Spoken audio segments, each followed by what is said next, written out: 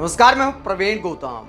दोस्तों, वीडियो में इस बात का विश्लेषण करेंगे कि साउथ फिल्मों के सुपरस्टार थलापति विजय ने राजनीति में कैसा धमाकेदार आगाज किया कि बीजेपी, डीएमके, एआईएडीएमके सब में खलबली मच गई है। पहली राजनीतिक रैली में थलापति विजय पीएम मोदी को किस तरह सुना गए और राहुल गांधी का किस मुद्दे पर समर्थन किया है, पूरा विश्लेषण इस वीडियो में करेंगे। पहले बात करते हैं कि थलापति विजय ने राजनीति में जो एंट्री मारी है और पहला ही सुपरहिट शो करके दिखाया है। तमिलनाडु के विल्लुपुरम जिले में उन्होंने एक रैली को संबोधित किया। पहली राजनीतिक रैली थी नई पार्टी के निर्माण के बाद। टीवी के पार्टी का उन्होंने निर्माण किया है और ऐलान किया है कि 2026 में जो तमिलनाडु चुनाव आने वाला है, सभी सीटों पर वो चुनाव लड़ेंगे। थलापति विजय के अगर फिल्मी करियर की बात करें तो अभी उनकी फिल्में लगातार सुपरहिट हो रही थी। उसके बावजूद फिल्मी करियर को छोड़कर अब वो राजनीति के मैदान में कूद गए हैं और नई पार्टी का निर्माण किया है, जिसकी पहली रैली में 2 लाख से ज्यादा पब्लिक आई। 2 लाख से ज्यादा लोग थलापति विजय को सुनने के लिए आए। तमिलनाडु के राजनीतिक एक्सपर्ट का कहना है कि ये तमिलनाडु की राजनीति को बदलने वाला आगाज है। हिंदुस्तान टाइम्स का आर्टिकल आप देख सकते हैं, जिसमें तमिलनाडु के कुछ राजनीतिक एक्सपर्ट्स का हवाला दिया गया है कि ज्यादातर भीड़ जो थलापति विजय की रैली में आई वो ऑर्गेनिक भीड़ थी, यानी मैनेज करके नहीं लाई गई थी, दारू या पैसे में नहीं लाई गई थी।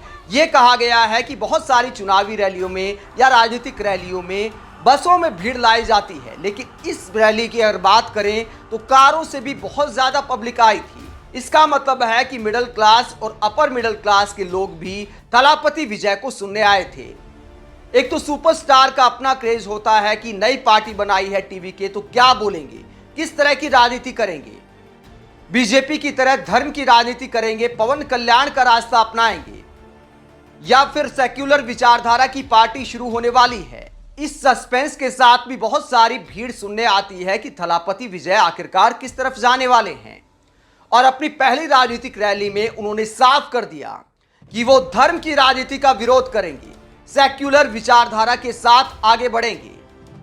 थलापति विजय ने इस रैली में मोदी और बीजेपी की राजनीति को निशाने पर लिया, डीएमके की राजनीति को निशाने पर लिया। स्टालिन और मोदी दोनों को सुनाया है थलापति विजय ने। बीजेपी और डीएमके की राजनीति का विरोध करते हुए विजय ने साफ कहा कि मेरे 2 दुश्मन हैं, एक राजनीतिक विरोधी है और एक वैचारिक विरोधी।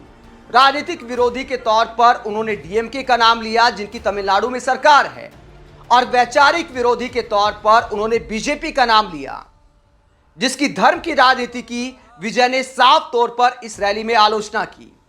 डीएमके पर निशाना साधते हुए विजय ने कहा कि यह जन विरोधी सरकार है जो द्रविडियन मॉडल का ब्रांड दिखाने की कोशिश करती है, लेकिन ये लोग हमेशा फासीवाद के बारे में बात करते रहते हैं। ये एक ऐसा समूह है जो मुखौटा पहनकर लोगों को धोखा देता है और सभी क्षेत्रों में छुप जाता है। उन्हें पहचानना आसान नहीं है। वहीं बीजेपी पर विजय कहते हैं, फिर एक और समूह है जो नफरत की राजनीति में लिप्त है। वो दुष्ट हाथी की तरह अधिक आसानी से पहचाने जा सकते हैं। मैं अपने करियर की पीक पर सिनेमा की दुनिया छोड़कर आया हूँ, सिर्फ आप लोगों के भरोसे पर, और अब पीछे मुड़कर नहीं देखना है, क्योंकि मैं एक टारगेट लेकर आया हूँ।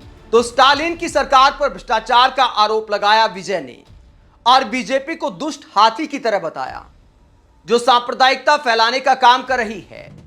यह आरोप लगाया है विजय ने और कई मुद्दों पर और भी बीजेपी का विरोध किया, जैसे कि राज्यपाल के पद के दुरुपयोग का मुद्दा उठाया और उसे खत्म करने को बैक किया कि राज्यपाल का पद होना ही नहीं चाहिए, क्योंकि तमिलनाडु में जो स्टालिन की सरकार है उसको भी परेशान करने का आरोप लगाया जाता है। और भी कई राज्यों में यह माना जाता है कि राज्यपाल चुनी हुई सरकार के काम में अड़ंगा डाल रहे हैं।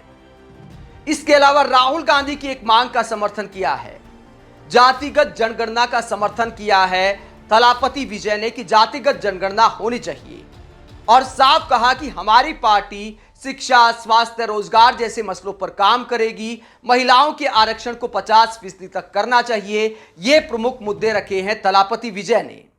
इसके अलावा यह भी कहा कि किसी भी तरह का भेद नहीं होना चाहिए, धर्म, जाति आदि के आधार पर किसी तरह का भेदभाव नहीं होना चाहिए। थलापति विजय ने दावा किया कि मैं तमिलनाडु में राजनीति को बदलने आया हूं, भ्रष्टाचार मुक्त सरकार देने आया हूं। उन्होंने साफ कहा कि मेरा फिल्मी करियर पीक पर था, उसके बावजूद मैं लोगों के भरोसे पर राजनीति के मैदान में आया हूं। तो पहला शो तो थलापति विजय का सुपरहिट रहा, लेकिन सवाल ये उठता है कि क्या आगे इस तरह का जलवा कायम रह पाएगा? क्योंकि जब आप विचारधारा के तौर पर राजनीति में आते हैं, उसके बाद आगे बढ़ते हैं, तो चुनाव जीतना भी अहमियत रखता है। तब जाके बहुत सारे चेहरे जो शुरुआत में सिद्धांत की बात करते हैं, समझौते करना शुरू कर देते हैं। और क्या जनता फिल्मों की तरह उनको राजनीति में भी प्यार देगी, ये कहना मुश्किल है। हालांकि तमिलनाडु के राजनीतिक एक्सपर्ट कहते हैं कि थलापति विजय के राजनीति में आने से डीएमके, एआईएडीएमके और बीजेपी तीनों का बहुत सारा काडर थलापति विजय की तरफ जा सकता है। तीनों पार्टियों के वोट में सेंधमारी कर सकते हैं थलापति विजय। थलापति विजय ने डीएमके पर इस बात को लेकर भी निशाना साधा कि जब भी कोई और राजनीति में आता है तो उन्हें भगवा में पोतने की कोशिश करते हैं, यानी बीजेपी की बी टीम बताने की कोशिश करते हैं। थलापति विजय ने साफ कहा कि मैं वैचारिक तौर पर बीजेपी का विरोधी हूं, सांप्रदायिकता का विरोधी हूं। बीजेपी की तुलना दुष्ट हाथी से की है थलापति विजय ने। आप थलापति विजय की राजनीति में नए दल के साथ एंट्री को लेकर क्या सोचते हैं? कमेंट बॉक्स में अपनी राय जरूर दें। अगर आप हमारी पत्रकारिता को पसंद करते हैं तो थैंक्स के ऑप्शन का भी इस्तेमाल कर सकते हैं। इसके अलावा वीडियो को लाइक करें, चैनल को सब्सक्राइब करें। नमस्कार।